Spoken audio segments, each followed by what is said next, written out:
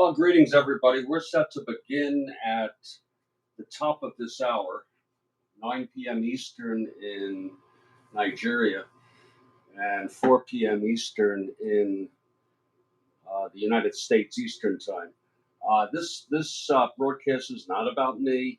Okay, I only talk to listen, and so I really don't have much of a shot on me on this.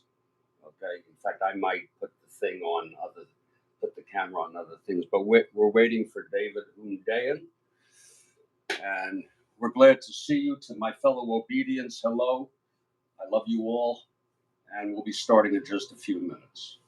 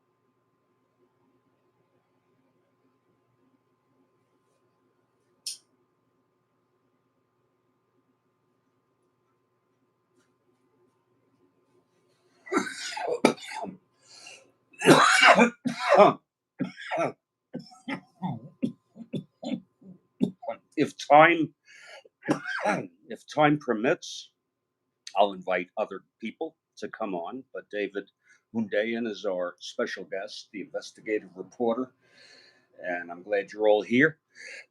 Excuse me. And there's a link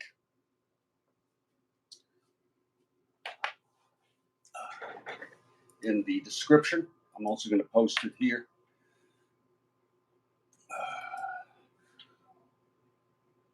Please don't request right now. Please don't request right now. Thank you. We're waiting for David Hundeyin.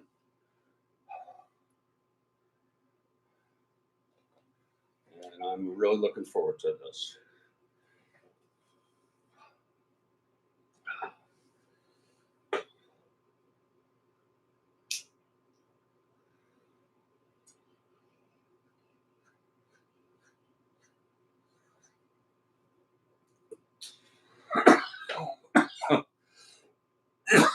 I expect David to be here any minute. Stand by. Oh.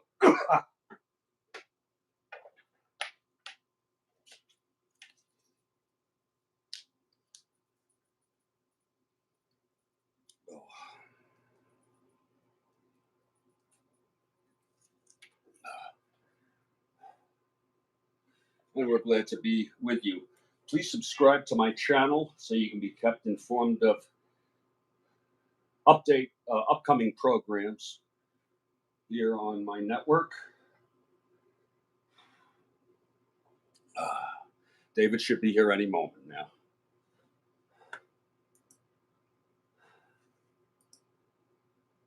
He's still in the other space, and it's 4 p.m. I hope he's going to come. I don't know if he knows. I really don't know if he knows that this is a special guest, that he's the only guest. In fact, I will bring. In fact, if any of you want to come on right now to talk until David makes his way,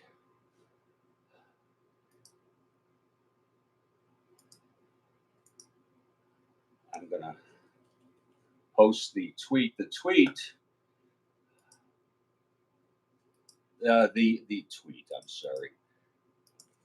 The link is right there. I just posted it. So if you go on that link, you can come right on here. I'm sorry David isn't here yet, but I've been to spaces where they've had trouble getting the greatest of people. So we're prepared to deal with anything that happens. So I saw there was a gentleman who wanted to come on before. I'd be more than glad to bring anybody on now until David arrives.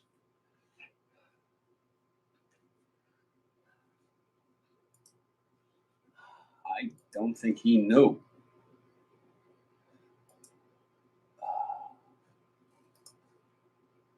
I don't think he knew that he was on the top of the hour. I'm going to send him a quick email.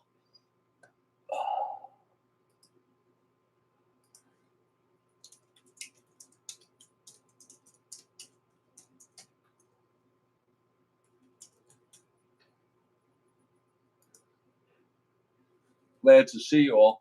Again, if anybody wants to come on at this point, uh,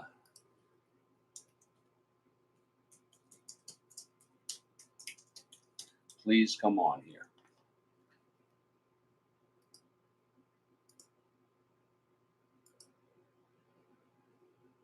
I sent David an email telling him we're live and we're here.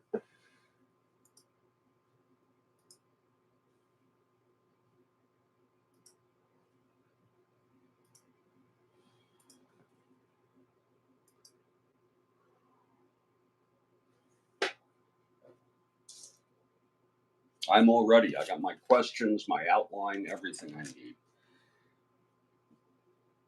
We'll bring in Mr. Ogie. Mr. Ogie, you coming on? Here he is. Mr. Ogie, please. While we wait for David Hundeyin.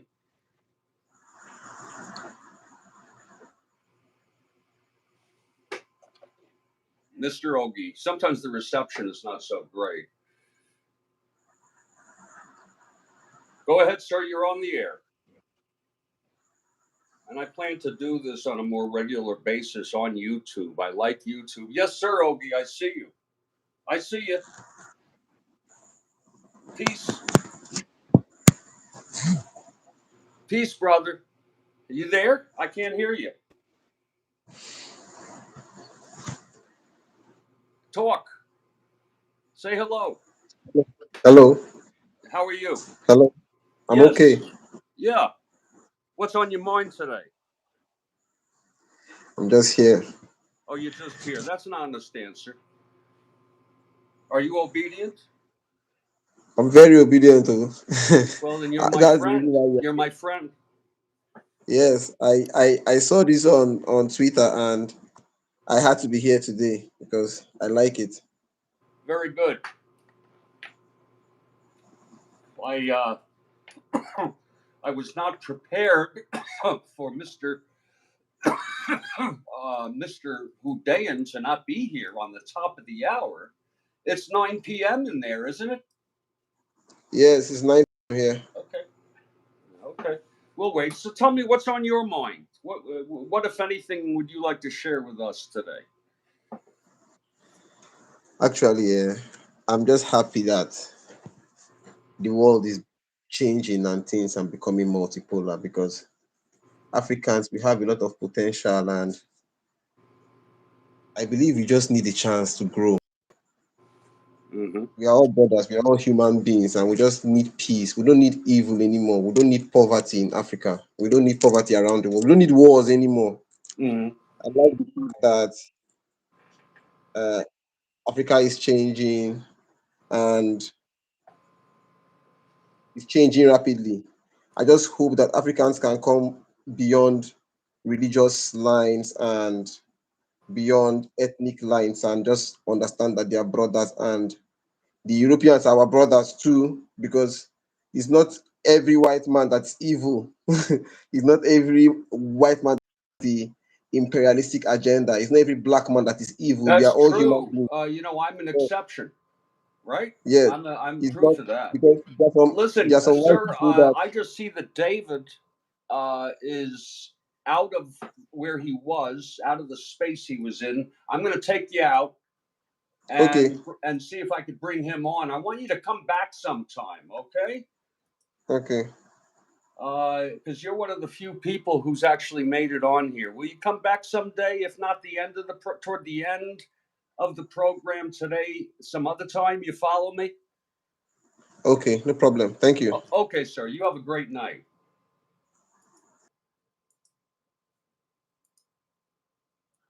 He's a nice guy, isn't he? The exclusive expose of the criminal bagman Tinubu. I couldn't have said it better myself, actually. We're waiting on David Hundeyin, the investigative reporter, and we're hoping he'll be here any moment.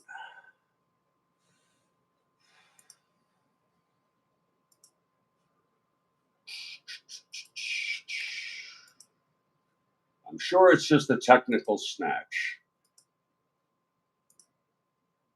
I'm going to send him the link again. I don't want to annoy him.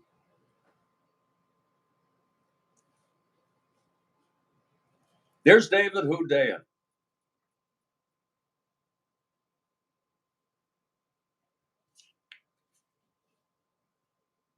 Oh, he left. Wait a minute. Is he coming on? There he is. Oh, you're there you go. David, you with me? Yeah, sorry about that. Hey, it's no problem. It's actually great to have you on. Can you just lower that a little so we could see your beautiful good looks there? Yeah. Listen, David, this is the first. I want to just spend about 1 minute telling you something. This is the first time we've ever spoken. Yes. And we've communicated a bit online, but I'm quite impressed and I'm quite nervous. But I know you're going to tell me nothing to be nervous about. I want just to get this idea out, and then I have a question. There is so much, and this is my fellow obedience out here now. There is so much disinformation, rumor, confusion in the news. And when discussing Bola Tinubu, it becomes especially difficult because the realities of Tinubu, if we can ever know all of them or any of them accurately, are themselves confusing. However, and I'm not trying to butter you up or anything like that. Of everyone in media, you are the only person who I fully trust. I have faith. You got to believe in something. I believe in David's work. He's an award-winning investigative journalist and has done amazing work in revealing Bola Tinubu. Now, the title of this is Who is Bola Tinubu? And I just added, it's a discussion of his multiple identities and crimes. But again, I'm trying to keep it simple. I have two questions, but if you had questions that you think should be asked, not only of yourself but the world, please share those. But here are my two questions. The first question is, can you give us the big picture of who is Bola Tinubu? And then the second is I'd like to listen and then ask to other questions to get a closer view of each of the elements that you present. Is that okay? Yes. Please, who is Bola Tinubu? So, to the best of the general knowledge that is publicly available, we know that he's a at least a septuagenarian Nigerian male, at least septuagenarian. You're saying in his 80s. 80s. Yeah. Okay. Yeah, no one actually knows how old he is. He himself might not know how old he is, but he's at least. And I think I heard you once say, and I thought it was quite humorous, even he doesn't know how old he is. Yeah, it's entirely possible that he doesn't know, folks, how old he is. Obedience, can you fathom that? But go ahead.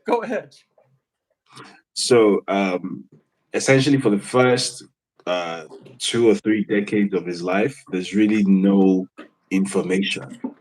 Um, there's lots of rumor. There's lots of stories from people who claim to have known him. All of which are sort of impossible to independently verify, which is why I don't want to reference them. But when you can sort of start trying to um, uh, track and trace his life with any sort of reliability, is when he apparently showed up in Chicago in the mid 1970s on a student visa, supposedly. And according to the official story, he went to Southwest College in Chicago, which is now known as Richard J. Daley College, to earn an associate's degree.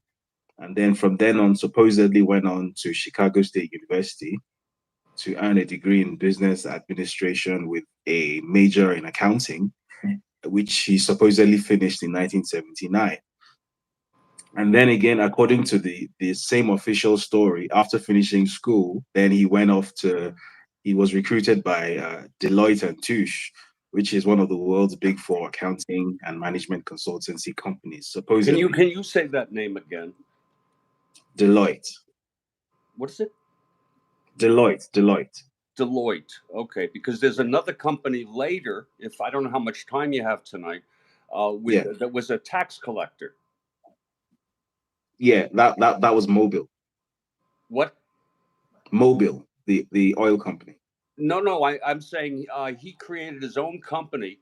Oh, yeah, that was much later. That was much Okay. later. Okay. Go ahead. So you're saying, say this again. What about this company?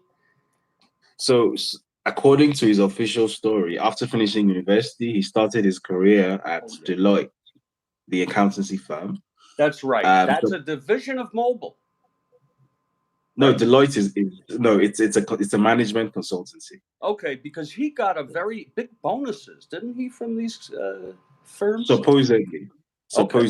So he claimed that when he was working at Deloitte, essentially as a junior accountant, an entry level position at Deloitte, that he got posted to Aramco Oil in Saudi Arabia, and as a result of his secondments to Saudi Arabia, that he got paid bonuses and salaries totaling $1.8 million, which wasn't possible then, isn't possible now, will probably never be possible, because It's just anyone common who sense, isn't it? That no one gets paid, right? yeah, not even a partner Right. at a I mean, this we're consultancy talking. firm. He was a. You're saying he was an assistant, He was an associate, basically entry level, associate. and he Okay. supposedly, and he claimed to have made that kind of money as an associate, which is mathematically impossible. And again, we don't know. We don't know it. And I hope you don't mind the occasionally interrupting you and asking a Yeah, question. Is yeah, that all right? For yeah. That's fine. a back and forth, but Yeah, we don't even have absolute proof of any of this, except it's been very well researched. It's probably true. Is that, you know what I'm saying? yeah, yeah. Okay. So supposedly, after making that kind of money from bonus payments at Deloitte, supposedly he then got a job at Mobil Oil Nigeria Limited in Fairfax, Virginia, with a total monthly take-home pay of $2,400. So supposedly he had close to $2 million in the bank, and he was still doing like a day job, supposedly Well, that making goes 24, along with the bonuses.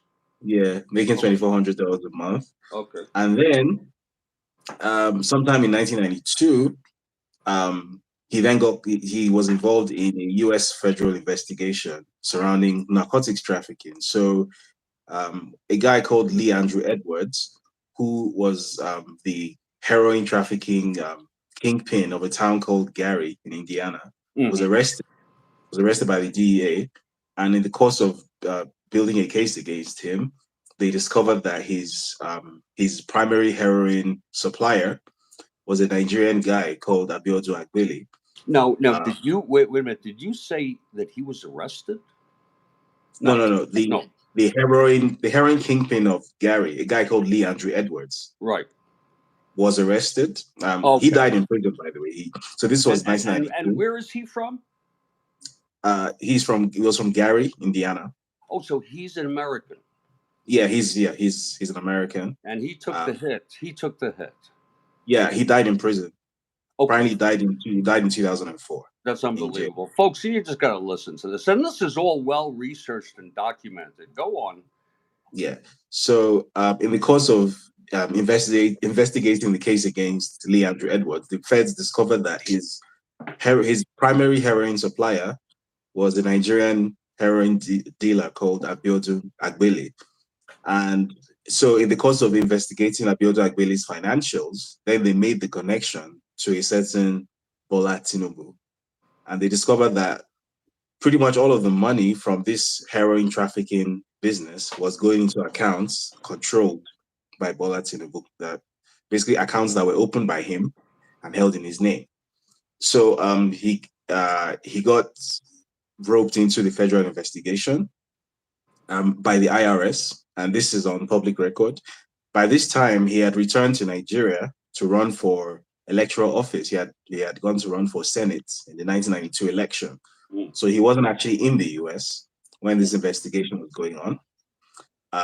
So I'm going to assume that that's part of the reason why it turned out the way it did, because instead of a criminal trial, obviously he wasn't around to actually be tried criminally. So essentially, what ended up happening was it's something called a civil asset forfeiture, which is a criminal procedure in the US where assets linked to crime or assets which are the proceeds of crime are seized by the government from the criminal. Mm-hmm.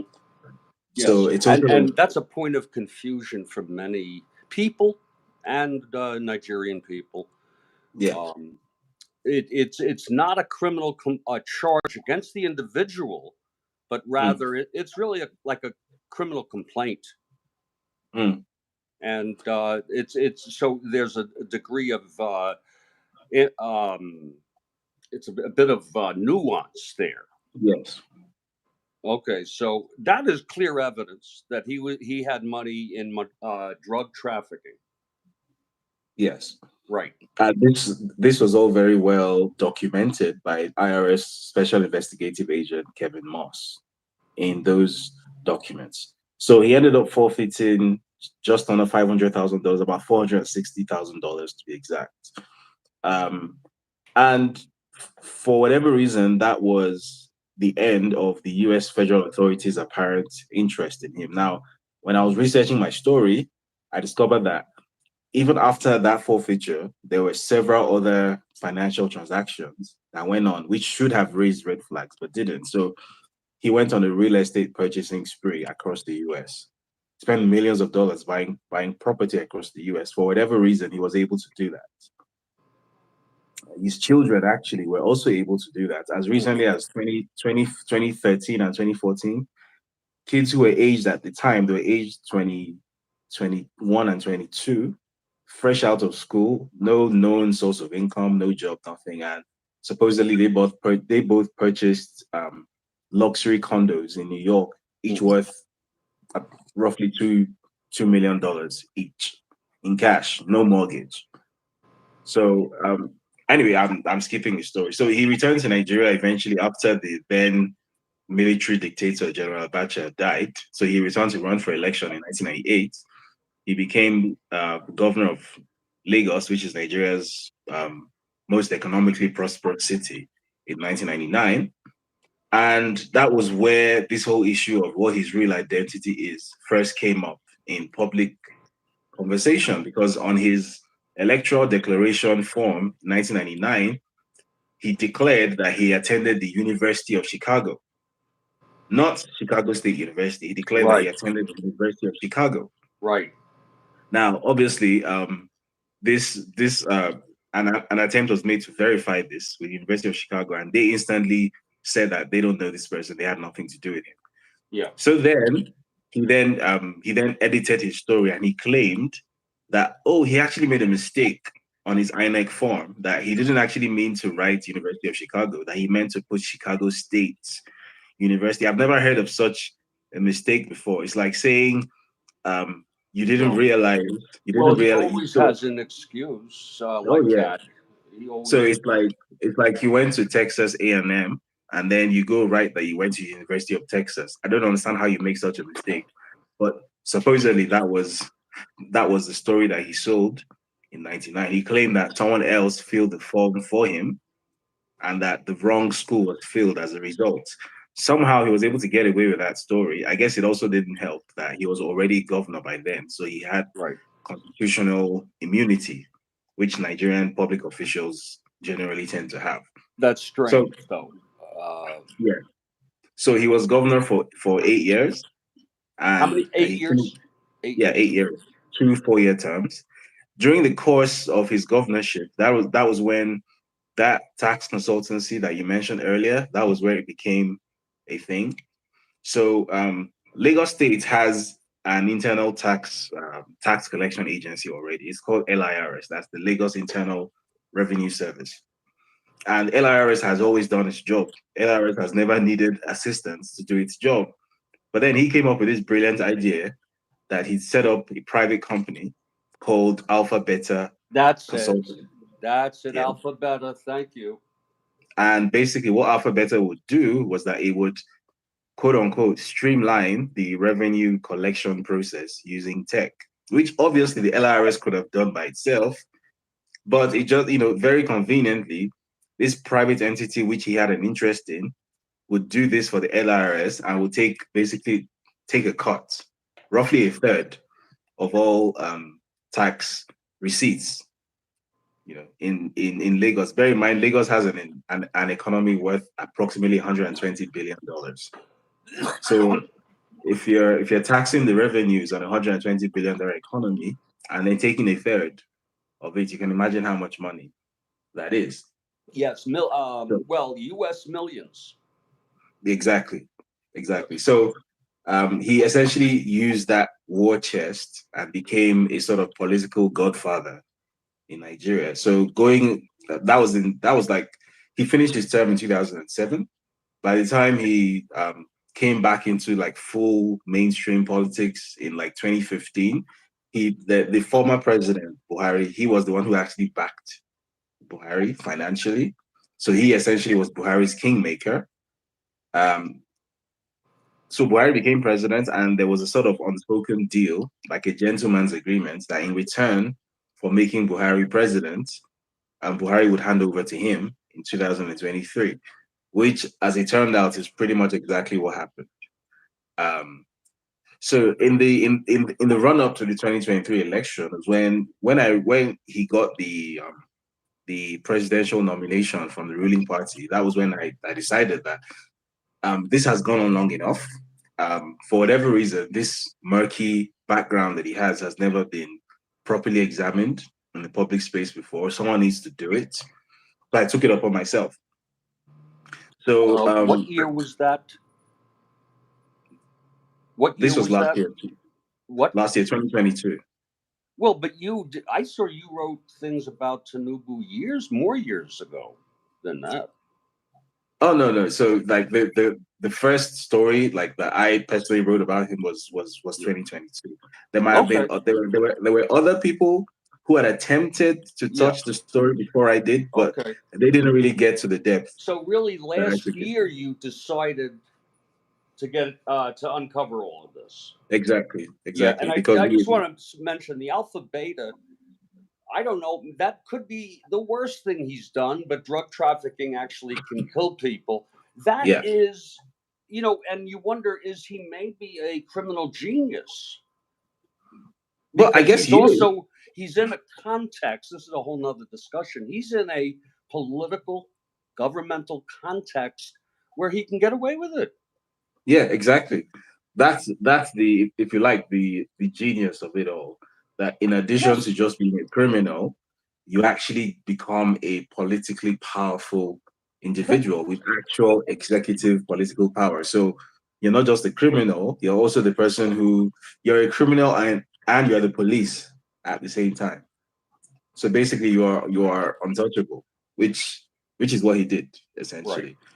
So last year, I decided that in the run up to the election, that at the very least, Nigerians should have um, a full picture of who it is that the ruling party is trying to foist on them. So I took it upon myself to basically unravel this person's backstory. So the first story I did focused on his drug trafficking involvement. That was in July 2022. That on its own would have been bad enough. In any other context, that on its own should have been enough to make it clear that this person has no business anywhere near public office. This person should be buried under a prison somewhere. But obviously, well, I guess Nigeria being what it is, it Is wasn't this the enough. article, by the way, David? Yeah, that's the one. That's the Folks, one. you've got to read this. If you haven't read it, I'm sure you've seen it, but just go and spend the time. Okay? Go in here and spend the time and read this. Look at this. There he is. That is spooky. David, Yeah, that is very spooky. yeah. That's Uh, almost like a he was another person. But go on, David. Go on. yeah.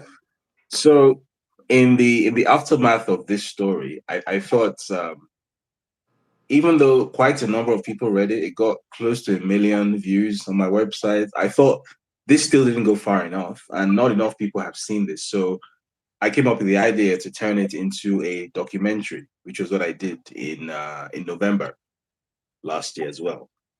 So it's on the YouTube channel, the West Africa Weekly YouTube channel. So and it has the same name. And So can you anyone, give us the name of that documentary?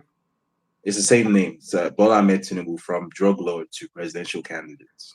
Okay. So I did that I released that in November. Now in the same month in November, that was the culmination of a few months of collaboration with a public interest lawyer in Nigeria. Now, what this lawyer had done is that after reading my story in July, he decided that, hey, you know what? I want to take a look at the presidential declaration of this fellow, and I want to confirm that everything he said on it is true. Now, bear in mind that the presidential declaration is supposed to be a public document, supposed to be publicly accessible. But for whatever reason, the Electoral Commission didn't want to let him have it, so he took them to court in August last year. The ruling was delivered. He won. So on August 15, that was the date of the ruling. INEC was forced to give him Tinubu's presidential declaration for the 2023 election. And the next thing he did was all the information on that declaration, including information about the previous companies he has worked at, the schools he claimed to have attended. He went through a rigorous process of verifying everything. So he contacted a law firm in Chicago called Leahy, Eisenberg and Frankel. And what they did was to get subpoenas issued to Chicago State University, to Richard J. Daley College, which used to be known as Southwest College, and to Deloitte, where he claimed to have made $1.8 million in salaries and bonuses. So the very first response to the subpoena that came was from Deloitte, and Deloitte basically said, "We do not know this person. We have no record for this person, has never worked for us." The second response was from Chicago State University. Now, what the subpoena asked for was all records of this entity known as Bola Tinubu at Chicago State University. So what they sent back, amongst the many things they sent back, was a certificate a degree certificate in business administration, purportedly issued in 1979 to somebody called Bola A. Tinubu. They also sent through the supposed entry documents, the entry transcripts from Southwest College, used to gain admission to Chicago State University. And there were all sorts of discrepancies between those documents and the documents that he submitted on his presidential declaration. So, for one thing, the degree certificate which he submitted to INEC was a completely different document to the degree certificate issued on that subpoena by Chicago State University, completely different document. So I did a story about this in November. So if you Google has Bola Tinubu committed perjury, the evidence says yes. Yes. That's the second. Oh, the That's the evidence second is story here. I did. Okay. Yeah, that's the second story I did. So you will see all of that in that story.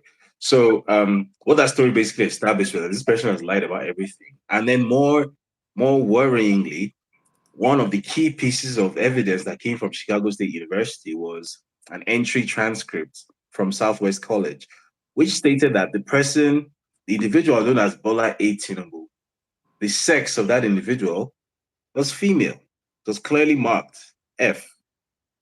And as far as we know, he was born male, he was never transgender.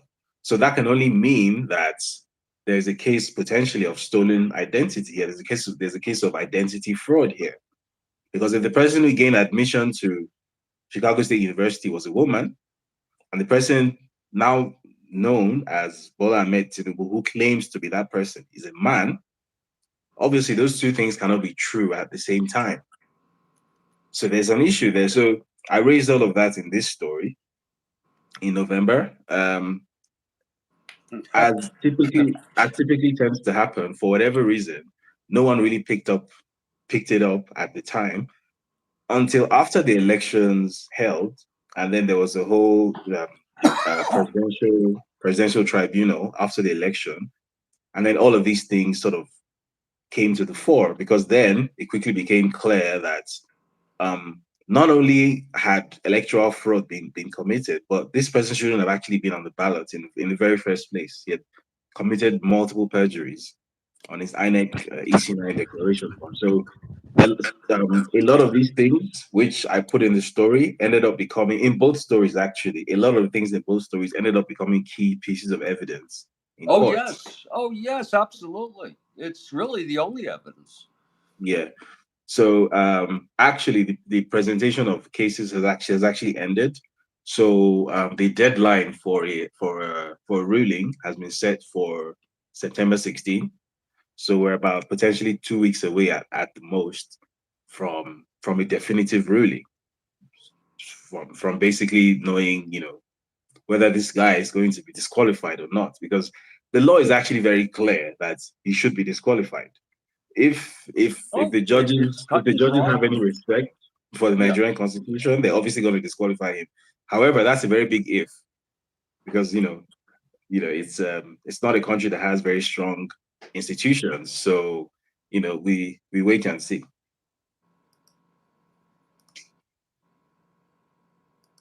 This is from drug lord to presidential candidate, Yeah. and I've seen this. It's the best there is.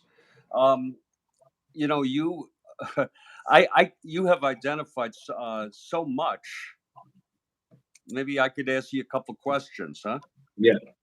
Well, first, this is the biggest question. What do you think is the Hmm. biggest question about Bola Tinubu, and not only his identity, but the implications for Nigeria? So, And is first of that a all, good question? Do you think that's a good question?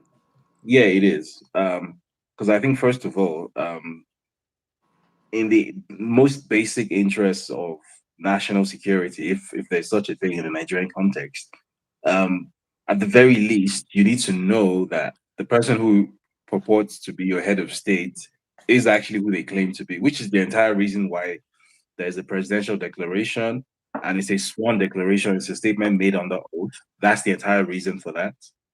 Because if that isn't the case, then potentially you have a scenario where you have a Manchurian candidate who is basically in charge of 210 million lives. This is the most populated country in Africa. This is the largest economy in Africa. It's among the world's top 30 largest economies. This is a very significant country. So you can't have it being run by someone who you literally don't know. That can't be the case. So at the very least, you need to know who this person is. You need to know what his antecedents are. You need to know what his affiliations are. Who does he work with? Who does he work for? Potentially, because if not, then you are essentially, if you've watched the movie, the Manchurian Candidates, that is essentially what kind of scenario that we could end up being faced with. It could end up being 210 million people who are being ruled or governed by vassal, working on behalf of interests that we don't even know. And that has become even more pertinent in the more recent few weeks because as I'm sure you're aware, this man has been determined to drag Nigeria into a war, which would be like the most ill-advised war of all time.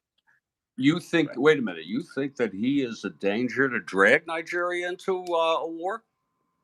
He absolutely is a danger to Nigerians, and he absolutely And is how trying. can you tell me really simply? Because I'm a simple guy, and I think Yeah. some of our listeners. How exactly do you, would that be so? So after the Nigerian coup next door, Yes. um, when noises were being made about potentially invading Niger. Now, bear in mind that it's under Nigerian law, it's illegal for the president to deploy outside of Nigeria's borders Right. without express permission from the Senate. So, if you want to do that, you have to get permission from Congress. Instead, he signed an executive order to deploy Nigerian special forces secretly in Niger, right? And the problem with that is, if those special forces had actually invaded Niger, then essentially the war would have been triggered by default. Because once there's an act of war that has been committed, and then there's a retaliation, at that point, it started. Whether anybody has anything to say about it or not, whether the Senate has anything to say about it or not, the doctrine of necessity can be invoked, which is what he was trying to do. Now, fortunately or unfortunately for him, there were people within the military who weren't on board with the idea of going to war in a neighboring country, because that can only be a bad idea. You know, as I'm sure you know, Niger shares a border with Libya, which is basically ungoverned territory, populated with heavily armed non-state actors. So potentially going to war with Niger would be opening the door to chaos with Hmm. Libya. There were a lot of people Wow. in the military who weren't on board with that. So they took an unprecedented step and leaked this top secret order to me, of all people, because I am considered to be something of an enemy of state back home. So by leaking this not just to any journalist, but to me specifically, that in itself was a statement that the military was not on board with potentially going to war in Niger. And obviously when this was leaked to me, I put it out as they knew I would. And that act of putting out that secret document essentially ended that illegal invasion, um, which he was very upset about, and which a few people in his some of his closest confidants were also very upset about. They actually started writing letters. They wrote a letter to the Ghanaian government, accusing me of collaborating with terrorists, because they knew that at the time I was resident in Ghana. So they actually wrote a letter to the Ghanaian government, requesting basically for the Ghanaian government to return me to Nigeria, which would have been in violation of international law, the law of refoulement, because I was a refugee in Ghana. So anyway, the less said about that, the better. So he just really wanted that war. After that attempt failed, because of what I did, then he went to the Senate to get permission for his war. Senate turned him down. So the third trick was to go hide behind ECOWAS and claim that, well, okay, he's not acting as the president of Nigeria now. He's acting as the chairman of ECOWAS, which he is, and ECOWAS wants to go to war. Unfortunately for him, that hasn't been successful either. And it's becoming increasingly clear that this invasion is never going to happen. But the point, the larger point I was trying to make in all of this was, that is the reason why it's very important for Nigeria to be able to have a clear idea of the identity of who its president is. Because if not, you essentially have a head of state who is working on behalf of interests who are determined to drag Nigeria into a war which would be disastrous for Nigerians, right? Hmm. That just to give you an idea of how ridiculous such a war would be, it's actually functionally impossible to distinguish Nigerian from Nigerian, because on the people who live along that stretch of border do not recognize themselves as different nationalities. They have lived together as one people for many centuries, many centuries. They speak the same language, they have the same ethnicity, they have the same religion. They do not recognize any difference between themselves. So potentially trying to start a war with a country which you cannot functionally demarcate or distinguish yourself from will be a bit like I don't know. It'll be like the US going to war with Canada or something. I don't know why anyone would do that. It's not a smart idea. It's the kind of thing that happens when the person who is making the decisions is not making the decisions in the interest of the people being governed, but in the interest of people who actually put him there, which is why it's important to know who he is and who put him there. So that's number one. The second reason why it's extremely important for Nigerians to know about the background of this person is to have a sort of context behind the decisions potentially that such a person makes when in power. So, for example, knowing fully well that this person has criminal antecedents, this person is a criminal. Let's not mince words. I'd have to This say, if person, I may say, he's antisocial. yeah. You know, So he's a knowing fully psychopath. well, yeah, You know, a sociopath is the sociopath. word that you're looking for. So knowing fully well that this person has those sociopathic tendencies, this is an actual criminal. That gives Nigerians some sense of perspective and context. Yes. So, for example, if this person is in charge of the economy, you know that this person's top priority is never going to be anything productive. It's always going to be extractive, how to extract value from what is already on the ground. It's never going to be about growing the economy, because it's a third world country, it's a poor country. So your priority should be to grow the economy, but that's not going to be his priority. His priority is going to be how to milk the already malnourished cow, because that's all he knows. That's the context he comes from. He's a drug dealer. That's what drug dealers do. Drug dealers don't grow the economy of the neighborhood. They just extract from it. That's all he knows. So knowing who he is and where he comes from gives people that sort of perspective to understand what potentially is coming and potentially how to resist and how to ensure that the disaster doesn't happen, basically. And then, third, I just think in general that in a global context, I think it's a travesty for a country, 210 million people, to be led by a criminal.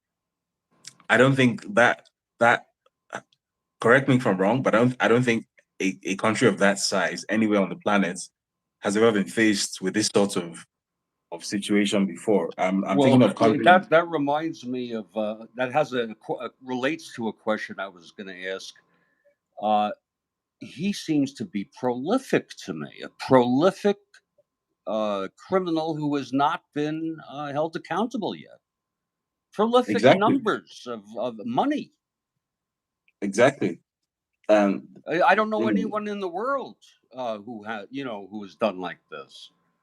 so and why that is so dangerous, specifically in the Nigerian context, is that Nigeria is a country which has a lot of issues with well, which has a lot of social issues regarding things like internet crime, advanced fee fraud, that sort of thing. Now, having positive role models is very important in terms of ensuring that the next generation doesn't perpetuate certain stereotypes. Now, if you have a president, an actual head of state, head of government, who is known to be not just any kind of criminal, a drug criminal, which is, in my opinion, one of the very worst kinds of criminals to be, if not the worst, what the message that sends to the upcoming generation is that crime is a valid career choice, that you can sell heroin and someday become the president, right? You can steal and cheat, and it'll be just fine. You can become president someday. You can become ECOWAS chairman. And I think that would be absolutely disastrous in Nigeria's current context, because Nigeria already has such major social issues regarding how crime is viewed, right? Already, there's a real um, difficulty with trying to ensure that the next generation doesn't get the erroneous impression that crime is a valid career choice. Having this person as a president would basically prove those of us who have been trying to do that wrong. It would basically prove that crime is a valid career choice. That not only can you get away with your crimes in Nigeria, but that even on the international space, you'll be fine too, because some of the more powerful entities in the global space are very happy to sort of watch this happen. So in the US, for example, the US government is fully aware of all of this, and they have sealed records, obviously, about him. And I am in court with 5 different US government agencies. I'm in court with the FBI, the DEA, the IRS, the CIA, and the US attorneys, right? Trying to get these records unsealed. And they keep on invoking these, uh, privacy concerns. I'm not sure how someone who is a head of government in a sovereign country can be classified as a private citizen. That's obviously a public official, but that's the argument that the US keeps on trying to make. That it's a private citizen, so we're not going to let you know what is inside the sealed contents of his criminal files, you know.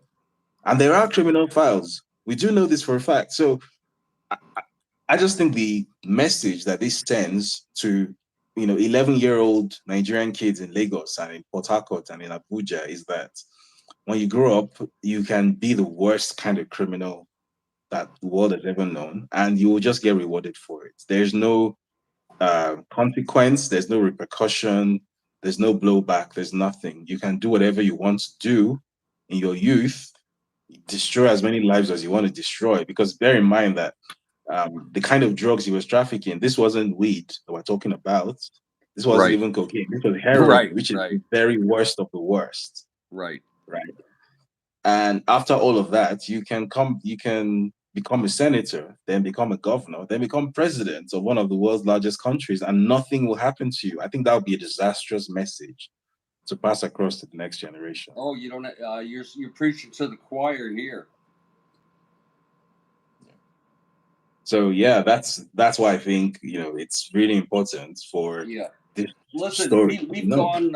we've gone 48 minutes or 45 minutes. Do you want to continue, and how long would you like to go? I think I can do another 15 minutes to half hour, I think. Okay, great, great. Let me go back to this haunting photograph that you documented, and folks, it's hard to believe that that is him. You see it? Yeah. Okay, that's him. And folks, I remember tuxedos like that. That's in the 70s. He's in Chicago, isn't he?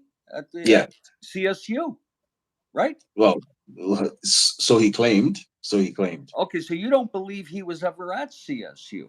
No, because even the documents provided by CSU directly contradicts the idea Oh, that he was ever that's so. there. You see, I thought maybe he did. Okay, that's unbelievable. Now, uh, but when I say I want to go back, I want to go way back, and this is a very poignant part of your article uh, on West Africa Weekly, your Yeah, hallmark article. yeah, This is we don't know who his parents are, his biological parents. yeah, Is that true? yeah. We have no idea. And he know? I mean, he must. He obviously does, but it's apparently a closely guarded secret. I've never heard anything quite like this in my life. I mean, someday they ought to make a movie out of this. Um, I mean, I and kind then of already did. he meets up Yes. at a certain point, and this is a point where he becomes reemerges with Yeah, maybe a new identity. pretty much. Yeah, He meets this woman who is his sort of his mentor, right? yeah. Surrogate mom Surrogate mom. Uh, and is his, his what adopted did mom. he seek in that relationship? I mean, that's a So, very that so picture in suggests he's very related to her. yeah, so in parts in certain Nigerian cultures, it's a common thing for um someone to essentially become something of an apprentice to a sort of older, respected person. And when you are that apprentice, you are taken in almost like a child, almost like an adopted child. pretty much. So this lady in the photograph, who is late now, he used to call her his mother. She's not his mother. She's not his biological mother, but he always calls her. He used to call her Right. his mother. Yeah. In fact, when she died, there was a huge funeral and everything. Like he made sure the whole world knew that this is my mother, but actually she's not his biological mom. She's kind of like his adoptive mom, if you like. You there? Yeah. Um, David, I'm not sure you know the answer to this question, but we could analyze this and re-describe all of these things over and over. I'm sure there's more detail when you peel away the layers that we don't know, and Yeah. imagine what we don't know. But this is a question that is so hard to answer. But I guess I'm allowed to ask it, uh, Mm. since you're my guest. How could I put it? Um,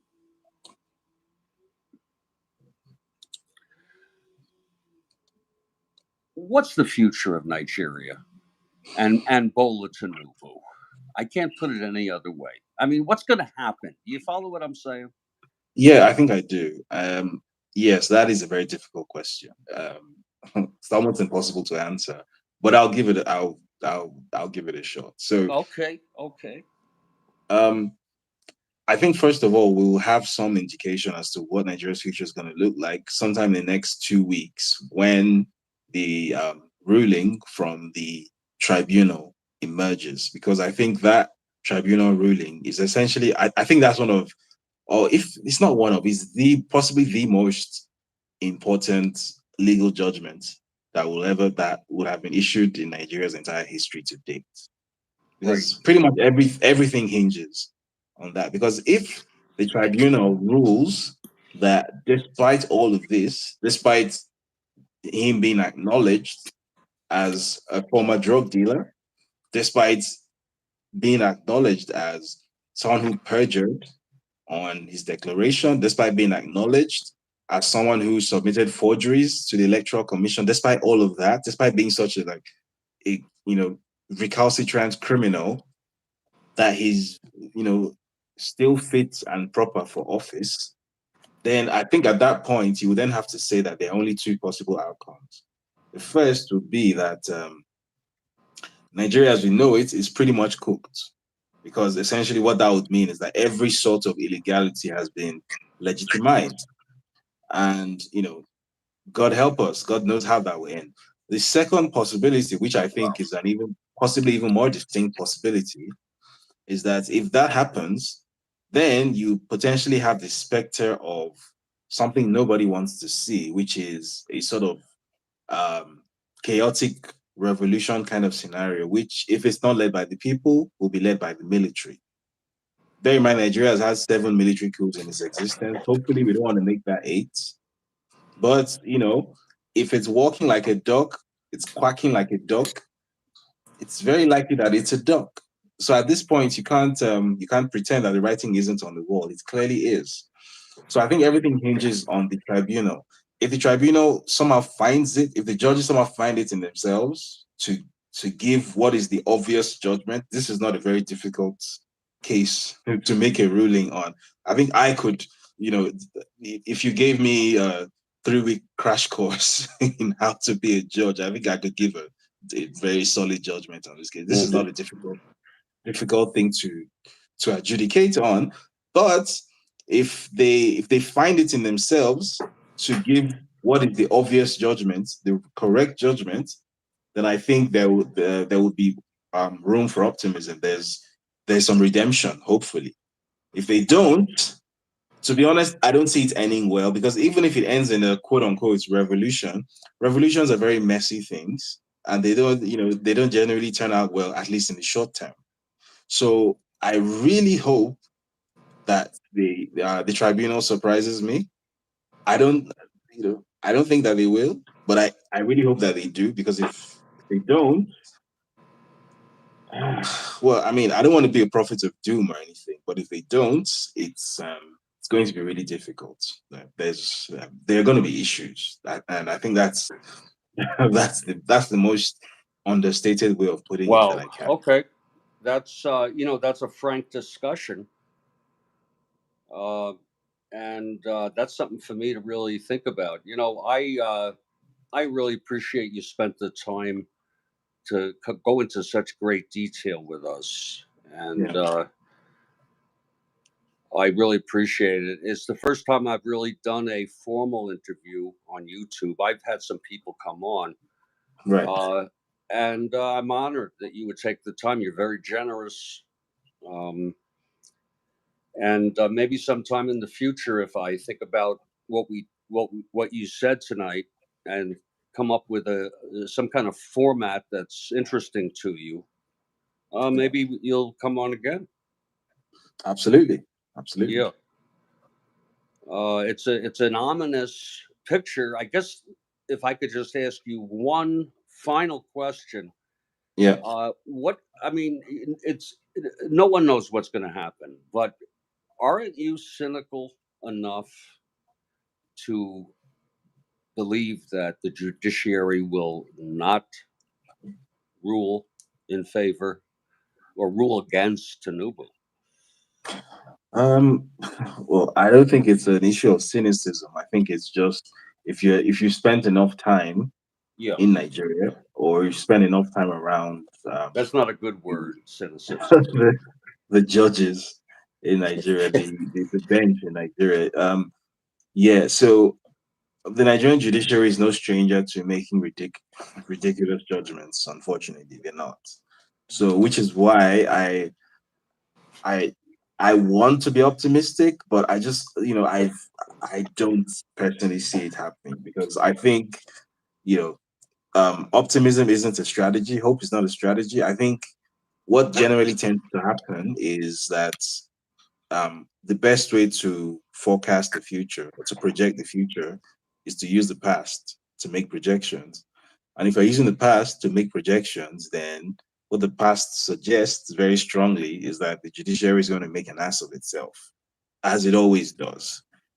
This would be the most obvious and the most blatant and the most public, you know, show of tomfoolery on the part of the judiciary so far.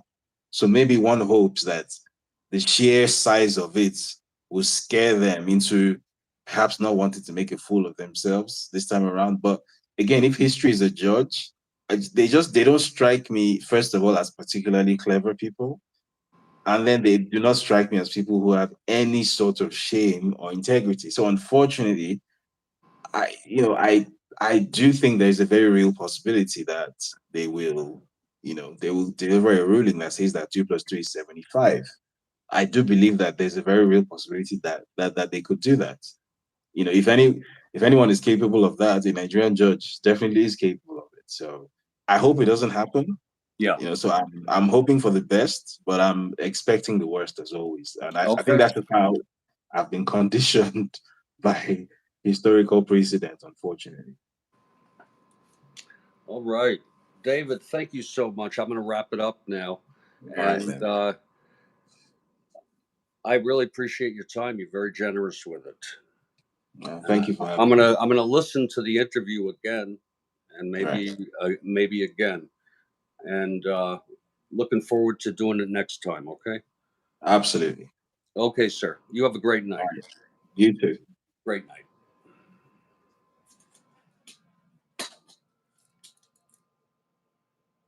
And that was David Hundeyin with beautiful, beautiful. Now, what I'm going to do, actually, just for a few minutes, is invite any of you who want to come on here. If you do, and I'll be glad to uh, share that with you.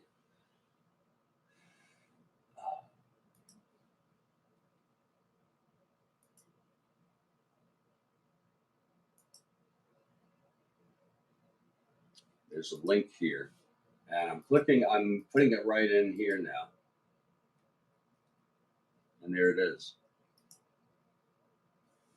Um,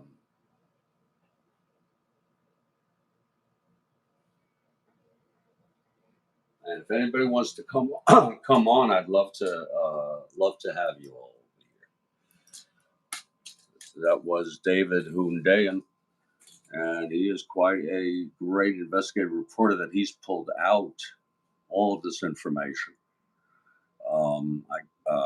Here's someone who wants to come on to the stream. Oh, his request is gone. We'll give it just another minute or so. Just such a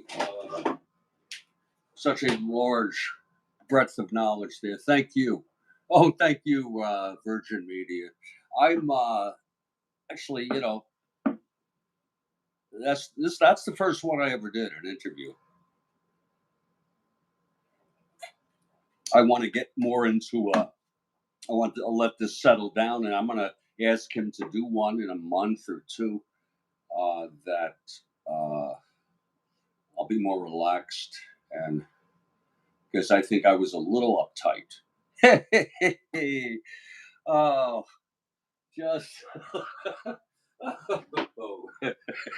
you have to have some reflexivity, I don't know. I feel sort of a little bit not intimidated, but under pressure when I hang out with him. This is the first time I ever actually spoke to him live.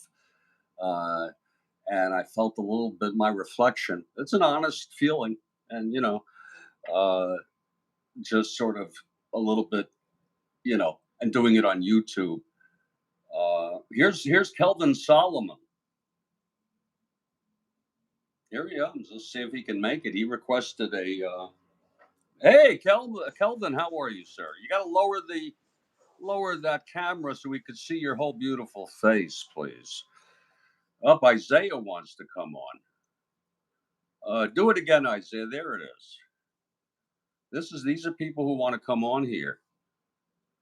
Well, a little post discussion here. We spoke to David Hundeyin, and he really, he's a first class investigative reporter, documentary maker, uh, broadcaster. I mean, he's done it all. He is, and his work, especially the work on Tinubu, is the best there is. In some cases, it's all there is.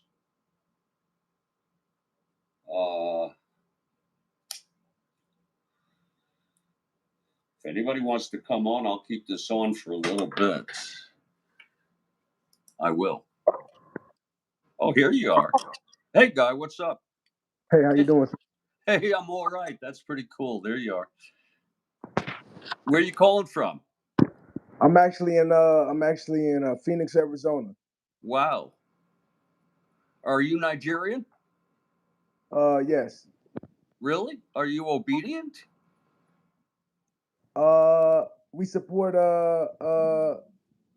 free and fair elections. So Well, that I think that means that you don't support the way Tinubu got in. No, not at all. Okay, great to hear then. Tinubu, he's the worst. He's the problem that we have in Africa. We have guys like Tinubu that are propped up by outside influences. He's a drug dealer. He was selling drugs here in the United States, and somehow or another, the FBI, the government, gave him back like $500,000 of drug money. So I mean, it's a real tricky situation with this guy, and Excuse me. he's a criminal. Yeah. And there's no way that he won the election. Anybody that watched and paid attention to the election knew that Peter Obi actually won in the landslide election. It was like a record-breaking election, like the Barack Obama first election on some stuff like that here in America, or something like that, like some that was like it was the hope of the people to have a better life, and people like Tinubu are the reason why we're seeing all the coups going on in West Africa and in Africa right now. Even right now, Tinubu is he's holding Mazi Nnamdi Kanu in solitary confinement after the court discharged him of all charges, and even said that he could never be charged again in court for those same charges, and he's still being held in solitary confinement to this day. So we hope that the judiciary actually does what they're supposed to do, but the way things work is, the judiciary will make the right judgment like they did with Mazi Nnamdi Kanu, where he should be free right now. He should probably be the one answering some of these questions about that you're asking. But uh, even though he was charged with his charges, with his the crime, he was discharged of all crimes. Uh, he's still laying in solitary confinement right now, even after the court issued judgment. So the court could issue the right judgment, but it doesn't mean that the military or the DSS is going to listen. So for all we know, the court make the right judgment and DSS take over, or does Yeah. a coup, or something like that. So Yeah. Now, they got are you I'm just curious. Are you from Nigeria originally? yes, Okay. And how do you're in Phoenix? yes, I'm in Phoenix. Yeah. How do you like it there? It's hot. Oh, geez, I've heard. I've Yes, heard. I like it. It's peaceful. It's It is. peaceful. Yeah. We want to see. We want to see Africa at large and Nigeria be able to have the same type of safety. That we get to have here. We That's have nice. about issues here, but we know that it's possible, and the only way that we can do it is we have to open our mouths and speak and let our voices be heard. That we don't want guys like Tinubu in office. We don't want Right. guys that are gonna not listen to the voice of the people. The people spoke in Nigeria that they wanted Peter Obi to be the president of Nigeria, and as we see, the people didn't get their way, someone else was getting their way. Right after Tinubu rigged the election and he was declared the winner fraudulently, he immediately went in. He was immediately in France. Yeah. He took For trips to medical treatment, supposedly. and we exactly supposedly, but we all see what's going on with France and the feelings of France throughout Africa, and then we all know what happened during that election, and just what a coincidence that he, Oh, you know, yeah. and then even with the Niger thing, how he was so ready, With the he what? for Niger and kill people immediately. Oh, yeah. Yeah. Oh, what do you think? What's wrong with his position on Niger? So the issue is that President Bazoum, he committed treason against the people of Niger. He's been given away. You're Uh, telling me the guy who they have held prisoner. yes, Okay, well, so he really did commit treason. yes, he's been given away the resources of Okay, Niger for crumbs, uh, uh, and robbing and the resources, and even when it comes to the war on terrorism that France was supposed to be there to help with, they're actually doing the same thing that they were caught doing in Mali, which is stealing other resources. So a lot of people talk about the energy,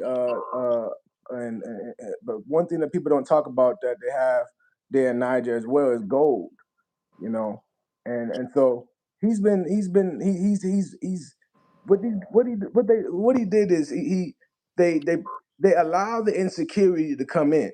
As the insecurity comes in, they'll turn a blind eye, and what that does, they destabilize the country. And while the country is destabilized, the same colonial powers come and pillage and take natural resources. And so what we're seeing largely in West Africa is the new generation, this generation knows and sees what's going on because we're so connected to the internet, and we have a lot more information at our fingertips now. You know, uh, so everybody knows what's going on. It's not a secret anymore, and now we know what must be done. And so just like presidents like Traore and Burkina Faso, he's now a celebrity in Africa because he's speaking the thought that the young people in Africa have, and we find hope for a new and a better Africa uh, in brothers that in the feeling that's it's inside all of us right now, a hope for a better Africa, and we know that it won't take long. A better Africa. We want a better Africa now, not 40 years from now, you know. So just like Tinubu back to Nigeria, where he uh he doesn't want to refine the oil in Nigeria. He sends they take the oil out of the south, and then they send it overseas to Europe, where they refine the oil, and then he has to buy back the gas for a higher amount when they could just refine it right there in Nigeria. You know, so it's a lot of the same old, the same people being propped up by colonial masters that have been working outside of what the people in Africa want, and now this generation of people from, I'll say, around the age of Traore, like 35, we know we see what has to be done. And when you're people that like to follow rules and the laws of the land, there's only so much that you can do as a citizen. And so now, we have to rely on those that have the ability, and that may be a presidential guard or a soldier. But in Nigeria's case, it's different. So in Nigeria's case, if the military took over this over Bola Tinubu, it wouldn't be the same as if it wouldn't have the same support that you've seen in Mali, in Burkina Faso, in Nigeria.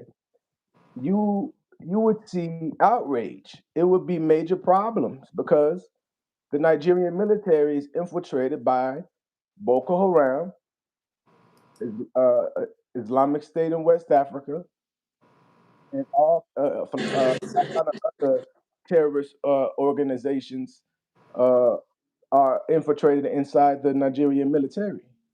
So, as we seen with Lekki Tollgate, where they did a massacre right there at Lekki Tollgate, right? And then even the West came and said that there was that it didn't happen, and refuted the claim, and backed Nigeria on it. So Bola Tinubu, Hey, Guy, I have to run in about 1 minute. yes, sir. So we see a lot I'm of. so sorry about that because I'd love to listen to you all night. Oh no, I appreciate that, sir. Yeah, we So could, and I'm going to be planning more of these. So I really appreciate it. You look kind of chilled out there. I'm honestly I'm in the bed. I worked. Oh, you're lying flat on a bed. I'm leaning against the wall. I'm leaning against the wall. Oh, you're leaning against the wall, standing up. No, sitting down on the bed. Oh, okay. You Yeah, look very, very laid back and chill. yeah. I actually I worked the graveyard shift last night, so Yeah, I got 7 o'clock in the morning, and I haven't went to sleep yet. So I yeah. have Okay. I haven't Well, it been. was great having you on, Thank you, sir, and have a and it good day. was great having everybody on. And you have Thank a you. great night, sir. All right, you too. Bye bye. Thank you. That's going to wrap it up for tonight, folks. I enjoyed this very much. David Hundeyin, investigative reporter. I mean, that's to me, I've never interviewed a reporter of that stature. So I was a little nervous, but I think we got through it. And maybe sometime I'll try to be better. Okay, but it was awesome. And this last gentleman can really pack a punch. He's really into it. Uh, Thanks for coming. I hope you'll subscribe if you haven't done so, right on the top of my channel. and check out what I do here on the Jeffrey Guterman Network and the Stratomatic Baseball Network. Have a good night, everybody.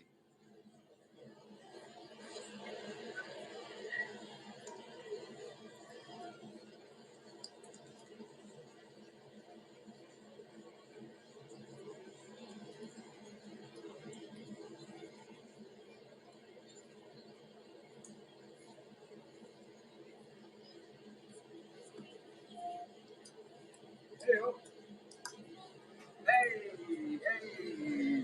you all have a good night. Hey. This is me with Peter Obie in Houston last year. It was at just around maybe like 5 days ago, the anniversary. Hey, you all have a good night. This has been a broadcast of the Stratomatic Baseball Network and the Jeffrey Guterman Network.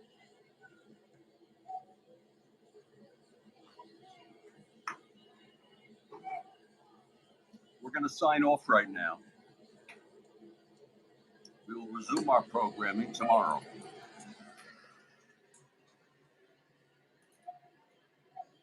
Good night, everybody.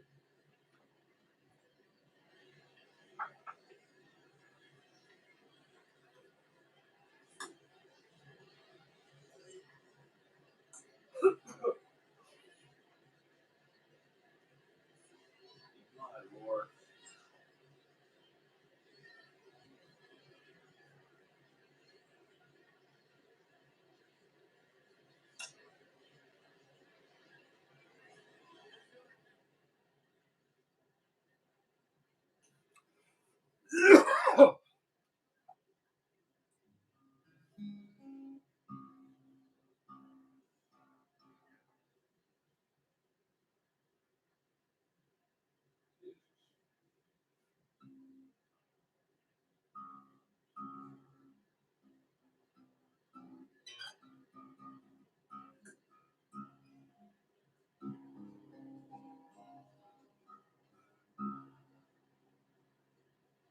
It's hard to hit that. It's not exactly in tune, but it's pretty close.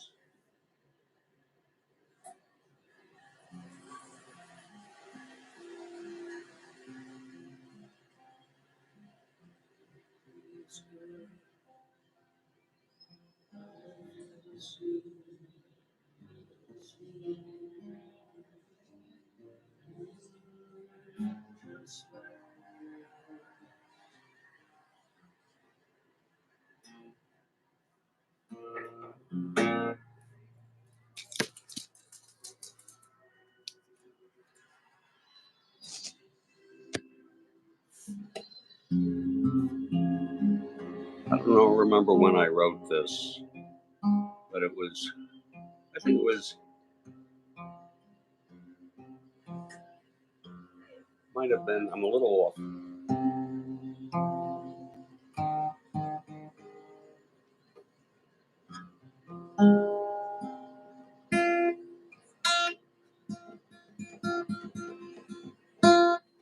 You're the prettiest girl I ever seen. You look just like a girl I saw in a magazine.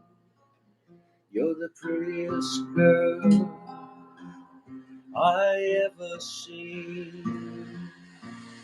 You look just like a girl I saw in a magazine. You're the prettiest girl I ever seen. You look just like a girl I saw in a magazine.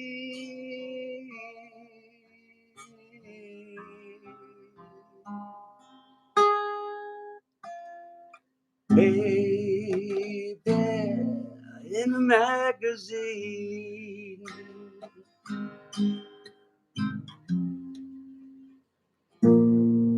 Baby,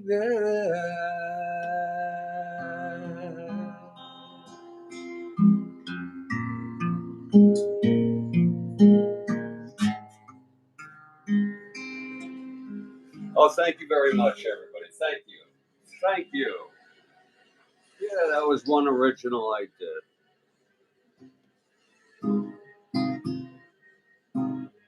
Oh, you want to hear another one? Okay, I'll do one more for you. I'll do one more for you here. It's not easy for me to execute these. I did get a guitar, a Taylor. David Crosby suggested it. Let's see what I could do here. Of an original. Let me see.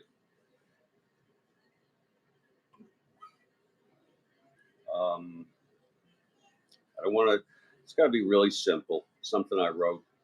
Oh, yeah.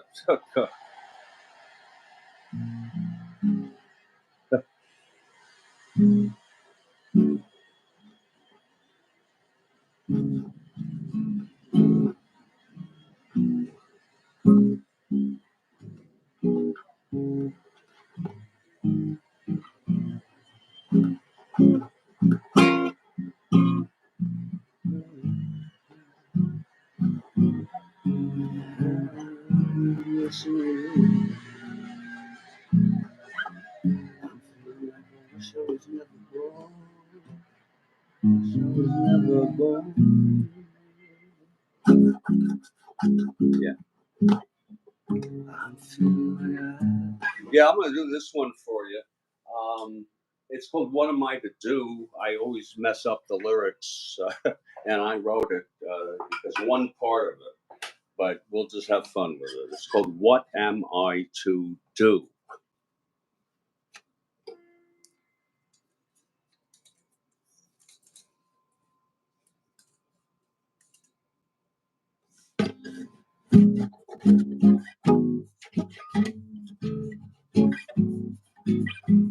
You realize, see, I'm not an instrumentalist.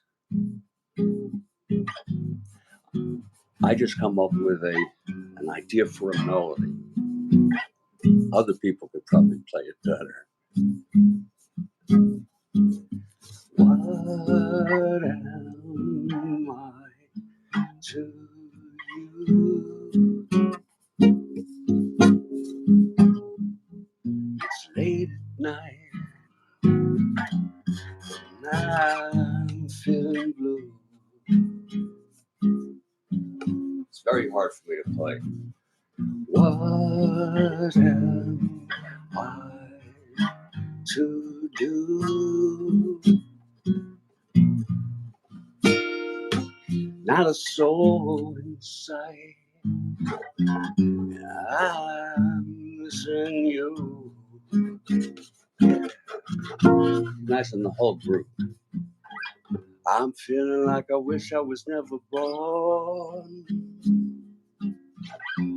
I'm feeling like I wish I never met you, girl. I'm feeling like I wrote this song too long. But if I had one wish, it would be that wish called you.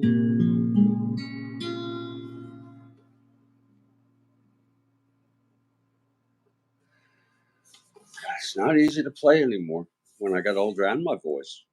Okay, but I can still rip out a few. I got a friend here who wanted to hear one more tune, and then we'll go on, and I'll call it a night here. Okay, everybody. Let's see here. I like to do one that is sort of a jovial, joyous song. Okay.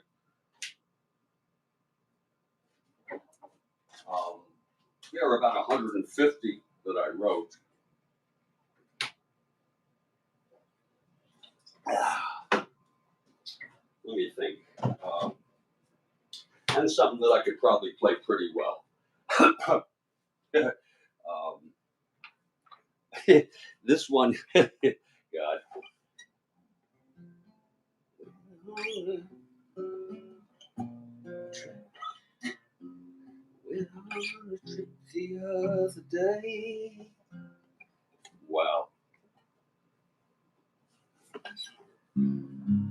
Went on a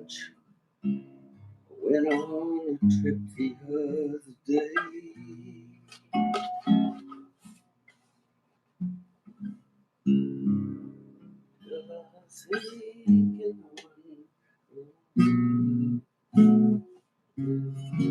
Wow, it's tough to play.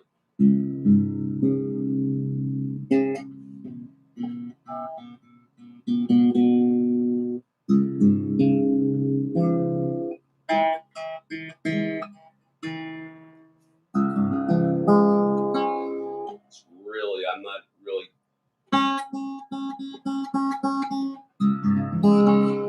Went on a trip the other day.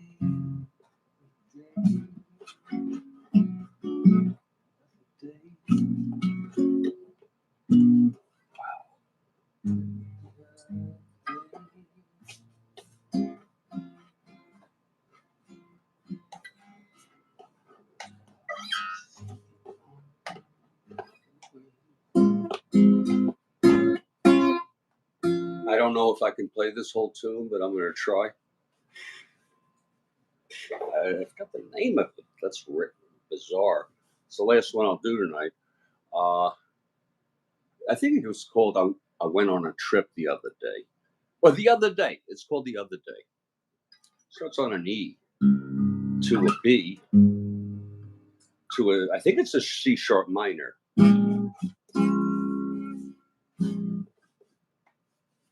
Very simple. I went on a trip the other day.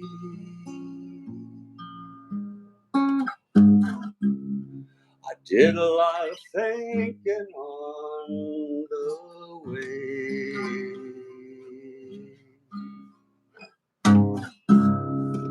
I know there's just one thing for my life. And that's to make you my wife.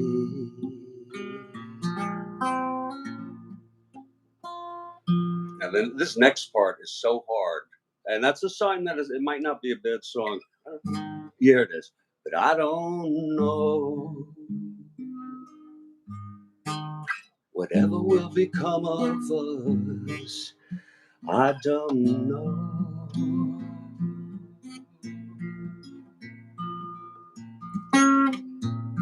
Imagine great guitar players. Time will show.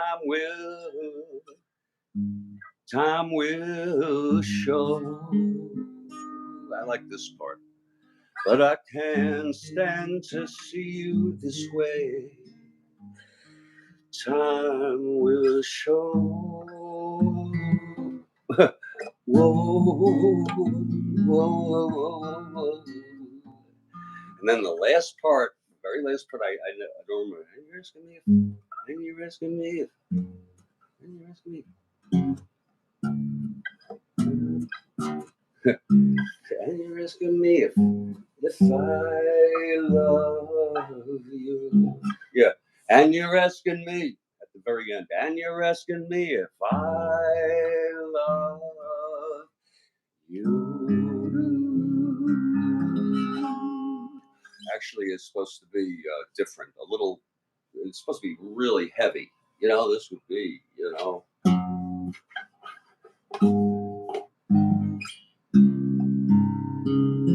You all have a good night, okay? I enjoyed this very much. I did a lot of thinking on the way.